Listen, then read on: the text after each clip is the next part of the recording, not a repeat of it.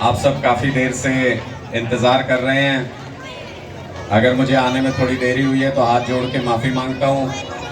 हमारे जितने वरिष्ठ साथी यहाँ पर मौजूद हैं, भाई गुरलाल जी जो कबड्डी के मैदान में रेड मारते मारते भारतीय जनता पार्टी के खिलाड़ियों को पाले से बाहर ही उठा लाए, इस तरीके का इनकी चर्चा है, इतनी पॉपुलैरिटी है और अब राजनीति के दंगल में बड़े खिलाड़ी माने जाते हैं। राज कौर गिल जी, हमारे गज्जन सिंह जी, करमजीत सिंह अंटाल जी, अलबाज सिंह राणा जी, अशोक वर्मा जी, राय वीरेंद्र सिंह जी जैलदार, नरेश पूनिया जी, मगवीर पूनिया जी, आशु रोहिला जी, दर्शन राणा रंगा जी, डॉक्टर रमेश जी, रूपचंद वर्मा जी, रतन वर्मा जी, सतपाल नंबरदार जी, ओम प्रकाश जी, सोनू शर्मा जी, मदन लाल नंबरदार जी, एक्स सरपंच रामेश्वर दास जी, करनैल सिंह भूसला जी, बलवंत सिंह जी मौजूद हैं और जिनके दम पर आम आदमी पार्टी जिंदा है, जिनके दम पे चींटी जैसी एक छोटी सी पार्टी ने मोदी जैसे हाथी की सूंड में घुस के उसका दिमाग खराब कर रखा है, उस आम जनता को भी हाथ जोड़ के प्रणाम करता हूं। साथियों, हमारी माताएं बहनें बैठी हैं, हमारे युवा साथी हैं, हमारे बुजुर्ग बैठे हैं। पहले मेरे एक सवाल का जवाब दे दो, उसके बाद अपनी तकरीर शुरू करेंगे। पहले मुझे ये बता दो, ये बीजेपी बहुत अकड़ में है पिछले 10 साल से, इस बार इसकी अकड़ निकालने का मन करता है कि नहीं करता है? बीजेपी की अकड़ निकालने का मन कर रहा है कि नहीं कर रहा है? तो इस बार बीजेपी की मरोड़ निकालनी है, बीजेपी की अकड़ निकालनी है इस बार। क्यों? सुनना मेरी बात ध्यान से। 2-3 चीजें हैं जो बहुत गंभीरता से हमको सुननी चाहिए। ये मोदी जो है, ये अरविंद केजरीवाल जी को जेल में डाल के ये सोच रहा था कि इसको जेल में डाल देता हूं, पीछे से चुनाव लड़ लूंगा, जीत लूंगा। इसको नहीं पता था ऊपर वाला कुछ और ही सोच रहा है। चुनाव से ठीक पहले अरविंद केजरीवाल जेल से बाहर आ चुके हैं। मैंने कहा मोदी जी, जेल में बंद शेर के सामने तो कोई भी खड़ा हो सकता है, हिम्मत है तो खुले मैदान में शेर का सामना करके दिखाओ, आपको आपकी हकीकत पता चल जाएगी। आज शेर जेल से बाहर है और बीजेपी वाले छुपते फिर रहे हैं। आज उनको समझ नहीं आ रहा, जाएं तो जाएं कहां, छुपे तो छुपे कहां। क्यों? क्योंकि पिछले 10 साल में इतना अत्याचार, इतना अन्याय, इतना पाप कर रखा है भारतीय जनता पार्टी ने कि भगवान के भेजे हुए अरविंद केजरीवाल के हाथ से विनाश होने से डरते हैं भारतीय जनता पार्टी के लोग। उनको लगता है कि बीजेपी का सुपड़ा साफ अगर कोई आदमी कर सकता है तो वो अरविंद केजरीवाल कर सकता है। इसलिए अरविंद केजरीवाल को जेल से बाहर आते ही घबरा रहे। मैं आप लोगों से पूछना चाहता हूं, सिर्फ 3 ही बात करेंगे, 3 बातों के अंदर सारी बातें आ जाएंगी। मुझे सिर्फ इतना बता दो, जो अन्नदाता हमारा पेट भरता है, जो अन्नदाता भरी दोपहरी में खेत के अंदर बंजर जमीन में भी जो अन्न पैदा करके हमारा पेट भरने का काम करता है, पिछले 5 सालों से उस अन्नदाता के साथ जो अन्याय और अत्याचार चल रहा है, क्या वो अन्याय और अत्याचार होना चाहिए था अन्नदाता के साथ? क्या ऐसा अन्याय अन्नदाता के साथ होना चाहिए? नहीं ना।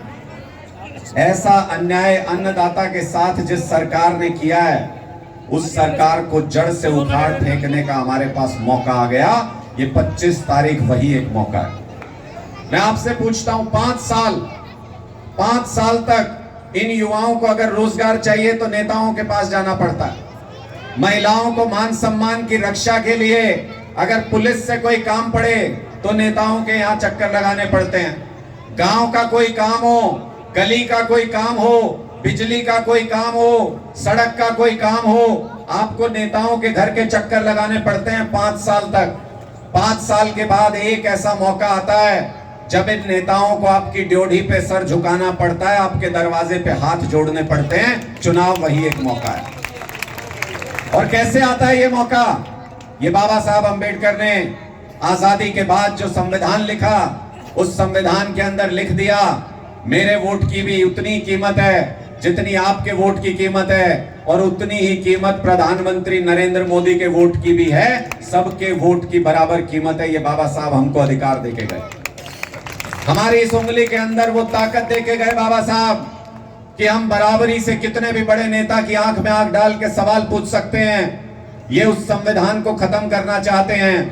ये बाबा साहब के बनाए हुए दिए हुए अधिकारों को खत्म करना चाहते हैं। इसलिए जो बाबा साहब के संविधान की तरफ आंख उठाकर देखे, उसकी आंखें नोच लेंगे हम इस उंगली से। उसको इस बार 25 मई को उसकी सही जगह दिखाएंगे।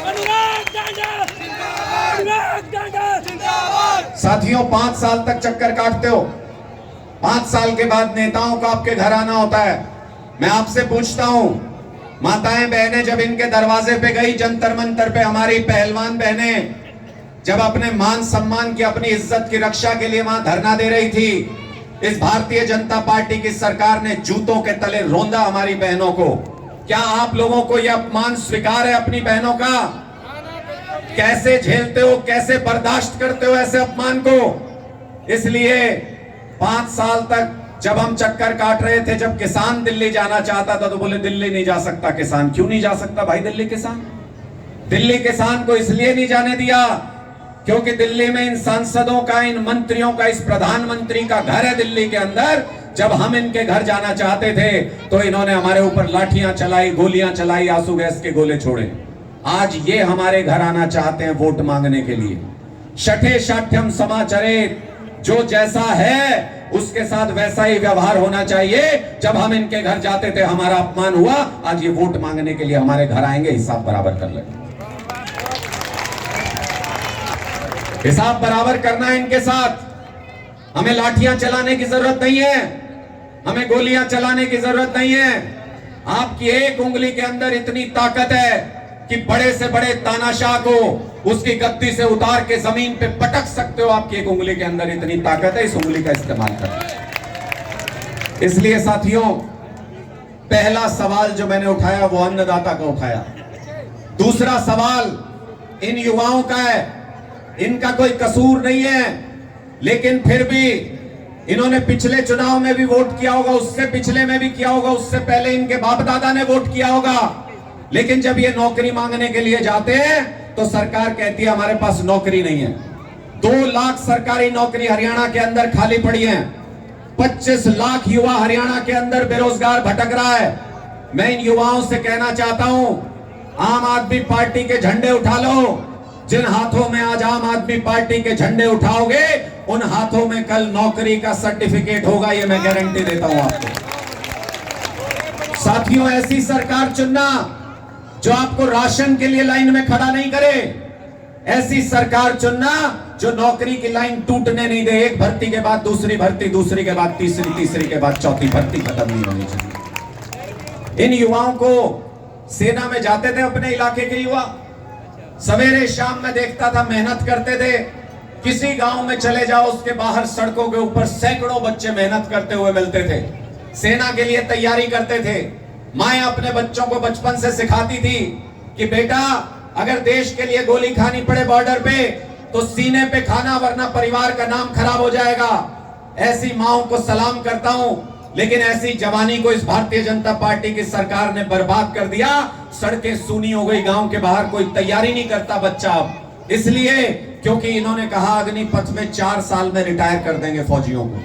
4 साल में रिटायर कर देंगे, मतलब 17 साल में हमारा बच्चा भर्ती होगा और 21 साल में रिटायर हो जाएगा। पिता नौकरी कर रहा है, बच्चे को रिटायर कर दिया। 2-3 दिन पहले राजनाथ सिंह अपने रक्षा मंत्री जो देश के बने बैठे हैं, वो कह रहे थे कोई खराबी नहीं इसमें, 4 साल में बच्चे रिटायर होके कोई और नौकरी कर सकते हैं।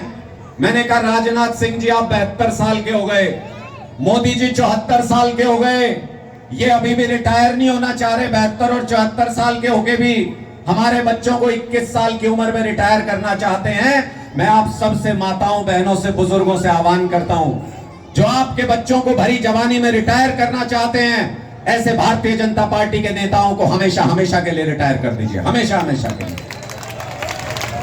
हमारे बच्चों को जवानी में रिटायर करना चाहते हैं, हमारे बच्चों का भविष्य बर्बाद करना चाहते हैं, इनको सबक सिखाने का मौका है। ये 2-3 चीजें अगर आपके जहन में होंगी, अगर हमारे अन्नदाता का अपमान आपको याद है, अगर हमारी बहन बेटियों का अपमान आपको याद है वो मंत्री संदीप सिंह, हरियाणा सरकार का मंत्री, जो हमारी बहन को घर बुला के, जूनियर महिला कोच को घर बुला के उसकी अस्मत के साथ खिलवाड़ करने की कोशिश की। उसका पुलिस में एफआईआर दर्ज है, पुलिस को सबूत मिले, चार्जशीट फाइल हो गई। बीजेपी ने कहा हम इस मंत्री को नहीं हटाएंगे। अरे हमारी बहन बेटियों के कोई मान सम्मान की कोई कीमत नहीं तुम्हारी नजर में? जो बहन बेटियों के मान सम्मान की कोई कीमत न रखे, उस भारतीय जनता पार्टी को जमीन सुंघा दो। इस बार आपका खून खोलना चाहिए कि हमारी बहन बेटियों के साथ इस तरीके का अत्याचार हुआ। मैं इसलिए आपसे कहना चाहता हूं, ये 2-3 बातें अपने जहन में बिठा लो। इस अपमान का बदला लेने का वक्त है। इस अपमान का बदला आप अपनी उंगली की चोट से ले सकते हो। इस अपमान का बदला आप 25 तारीख को वोट डाल के ले सकते हो। इस बार मुकाबला आसान है आप लोगों के लिए। क्यों? पहले 4-4, 5-5 उम्मीदवार खड़े हो जाते थे, किसी का कोई रिश्तेदार, किसी का कोई रिश्तेदार। आप लोग भी दिक्कत में रहते थे, इसको वोट दूं कि इसको वोट दूं। इस बार चुनाव में वोट की सिर्फ 2 ही ढेरियां हैं। इंडिया गठबंधन बनने के बाद कोई कांग्रेस वाला अगर कुरुक्षेत्र में है, वो भी झाड़ू के निशान पे वोट देगा। कोई आम आदमी पार्टी का अगर कुरुक्षेत्र में है, कुरुक्षेत्र लोकसभा में, वो भी आम आदमी पार्टी के निशान, झाड़ू के निशान पे वोट देगा। कोई लेफ्ट पार्टियों का अगर कुरुक्षेत्र लोकसभा में रहता है तो वो भी झाड़ू के निशान पे वोट देगा। और बाकी की 9 लोकसभा में हम इनके कैंडिडेट्स की मदद करेंगे। इंडिया गठबंधन हरियाणा के अंदर बन गया। इंडिया गठबंधन बनने के बाद आर पार की लड़ाई है। वोट की सिर्फ 2 ही ढेरियां हैं। एक अंध भक्तों की ढेरी है, जिनको चश्मा लगाओ कि उतारो सिर्फ मोदी नजर आता है। उन अंध भक्तों का वोट अभी भी भारतीय जनता पार्टी को जाएगा। लेकिन जो देश के ऊपर मर मिटने का जज्बा रखते हैं, उन सारे देशभक्तों का वोट इस बार इंडिया गठबंधन के पास जाएगा। सारे देशभक्तों का वोट। तो आर पार की लड़ाई है, इंडिया गठबंधन की और बीजेपी की लड़ाई है। मैं आपसे कहना चाहता हूं, अगर कोई तीसरा उम्मीदवार चुनाव मैदान में है और आपके पास वोट मांगने के लिए आता है, तो समझ जाना भारतीय जनता पार्टी के इशारे पर हमारे वोट काटने के लिए चुनाव मैदान में उतरा है। वो हमारे वोट काटना चाहता है। किसानों से, माताओं बहनों से, युवाओं से गद्दारी करना चाहता है वो आदमी। अगर कोई आपके कान में आके ये कहे कि कोई बात नहीं, ताऊ का लाल है, इसको वोट दे दो, तो मैं छाती ठोक के आज आपके सामने बताना चाहता हूं, ये ताऊ के लाल नहीं है, ये भारतीय जनता पार्टी के दलाल हैं। खुले में कहता हूं, भारतीय जनता पार्टी के दलाल हैं।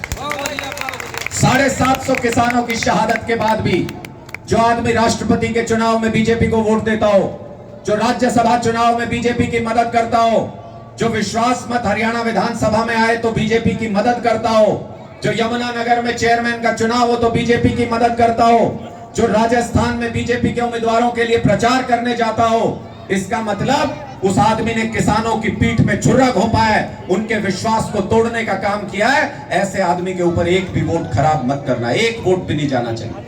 मैं बीजेपी के कार्यकर्ताओं से भी कहना चाहता हूं, आपके पास भी मौका है। किस बात का मौका? अपनी पार्टी को बचा लो। सालों साल तक जिस भारतीय जनता पार्टी को आपने सींच के बड़ा किया है, वो भारतीय जनता पार्टी भी खतरे में है।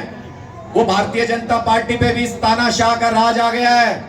कैसे आपकी पार्टी को खत्म कर रहे हैं? आडवाणी जी को रिटायर कर दिया, मुरली मनोहर जोशी को रिटायर कर दिया, सारे नेताओं को खत्म कर दिया एक एक करके। जैसे कुम्हार जब घड़ा बनाता है, बहुत ध्यान से सुनना मेरी बात, कुम्हार जब घड़ा बनाता है, अंदर से एक हाथ से बहुत प्यार से सहेजता है घड़े को और बाहर से हल्की हल्की थाप लगाता है, तब मटका इतना सुंदर बनता है, तब घड़ा इतना सुंदर बनता है।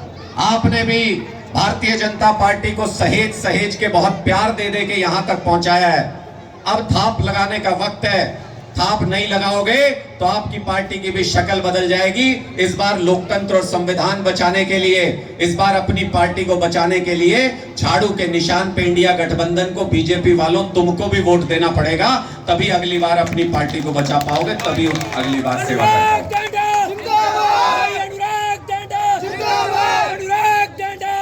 इसलिए मैं सारे साथियों से यह अनुरोध करने के लिए आया हूं कि झाड़ू के निशान को याद रखना, डॉक्टर सुशील गुप्ता जी को याद रखना।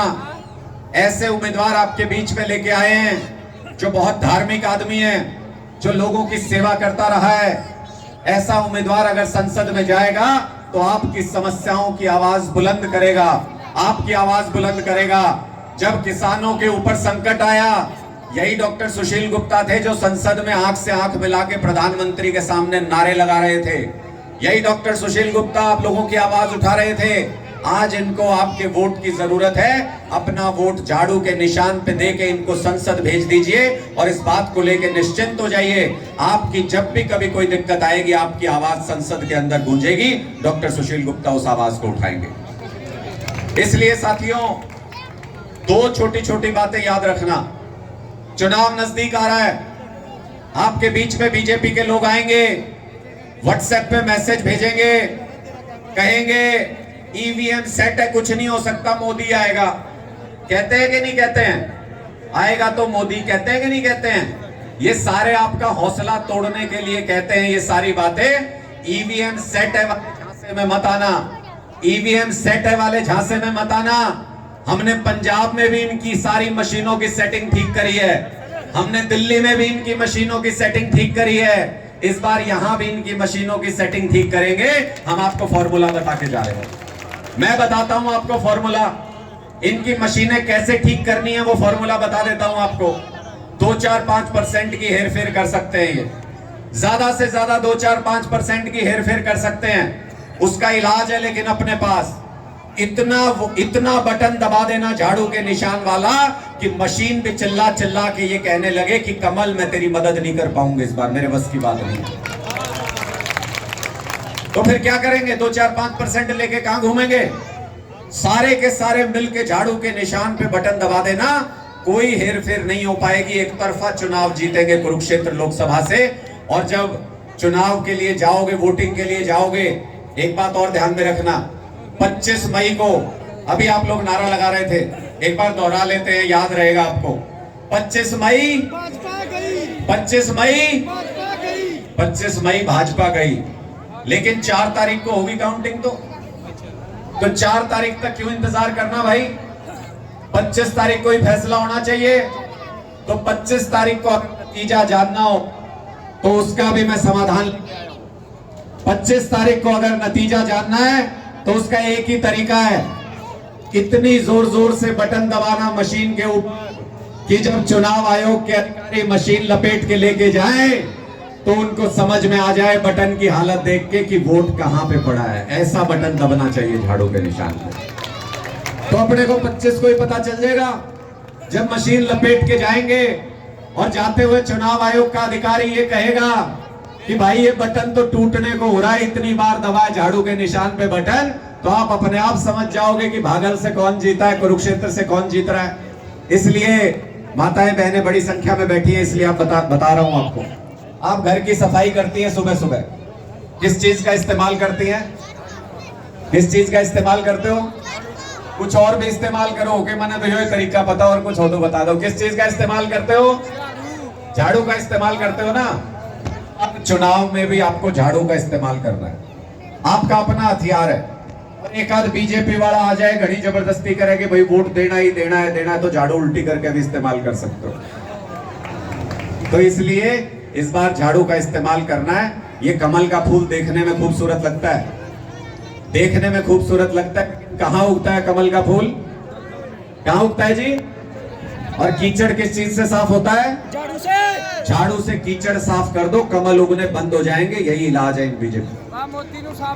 मोदी को साफ करने का मन करता है, कितना मन करता है। मेरे साथ इनकलाब का और भारत माता की जय मैं बोलूंगा, यहाँ पे मेरे साथ नारा लगाइएगा और आपकी आवाज की ताकत मुझे बताएगी कि आपका कितना मन कर रहा है भारतीय जनता पार्टी को सत्ता से हटाने का, मोदी जी को सत्ता से हटाने का। बंद मुट्ठी करके, हाथ ऊपर करके सब साथी मेरे साथ, भारत माता की, भारत माता की, इनकलाब, इनकलाब, आम आदमी पार्टी, आम आदमी पार्टी, इंडिया इंडिया गठबंधन, इंडिया गठबंधन।